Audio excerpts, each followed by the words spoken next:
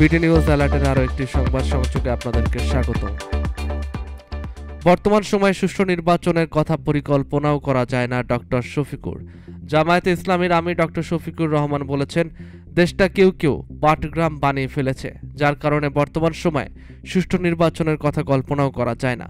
তবে সুষ্ঠু নির্বাচনের জন্য কতগুলো মৌলিক সংস্কার প্রয়োজন রয়েছে, সেই মৌলিক সংস্কারের কথা বলেছি আমরা মৌলিক সংস্কার করে ছাড়ব এবং সুষ্ঠু নির্বাচন আদায় করে ছাড়ব ইনশাল্লাহ। শুক্রবার বিকেলে রংপুর জেলা স্কুল মাঠে জামায়াতে ইসলামী রংপুর মহানগর ও জেলা কমিটির আয়োজিত বিভাগীয় জনসভায় প্রধান অতিথির বক্তব্যে তিনি এসব কথা বলেন।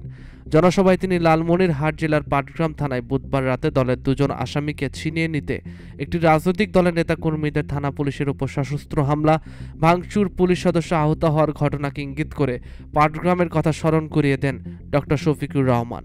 দেশবাসীকে সতর্ক বার্তা জানিয়ে জামায়াতের এই শীর্ষ নেতা আরও বলেন, নির্বাচন সামনে রেখে ষড়যন্ত্র চলছে।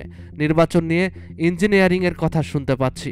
আমরা সবাইকে স্মরণ করিয়ে দিতে চাই, কেউ যদি আওয়ামী ফ্যাসিবাদের আমলের মতো স্বপ্ন দেখে থাকেন তাহলে বলতে চাই, মহান আল্লাহর সাহায্যে আমরা সেই স্বপ্নকে দুঃস্বপ্ন করে ছাড়বো ইনশাল্লাহ। এমন কিছু বাস্তবায়ন করতে দেওয়া হবে না। দেশে কোনো মস্তানতন্ত্র চলবে না, কালো টাকার খেলা চলবে না, প্রশাসনের কু চলবে না।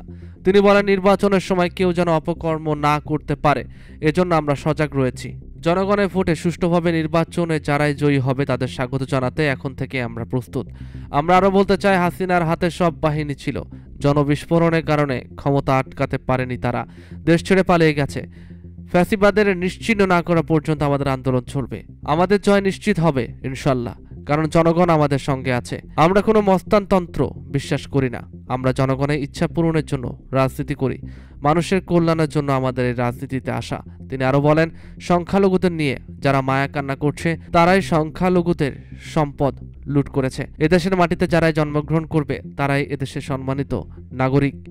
মব কালচার প্রসঙ্গে জামায়াতের আমির বলেন, দেশে মব কালচার নতুন না, ৭২ সাল থেকে দেশে মব কালচার চলছে। ৭২ সালে মায়ের স্তন কেটে উল্লাস করেছে এমন কুলাঙ্গার বাংলাদেশে আছে। সে নারী যেই হোক, সে আমার মা, সেই নারী আমার বোন, আমার মেয়ে। তার স্তন কাটার অধিকার কাউকে দেওয়া হয়নি। খুঁচিয়ে খুঁচিয়ে মানুষ মারা হয়েছে। সেগুলো কি মব কালচার ছিল না? সেগুলো মব কালচার ছিল। তবে মব কালচারকে সমর্থন করার সুযোগ নেই আমাদের। কোনো নাগরিক নিজের হাতে আইন তুলে নেওয়ার অধিকার রাখে না।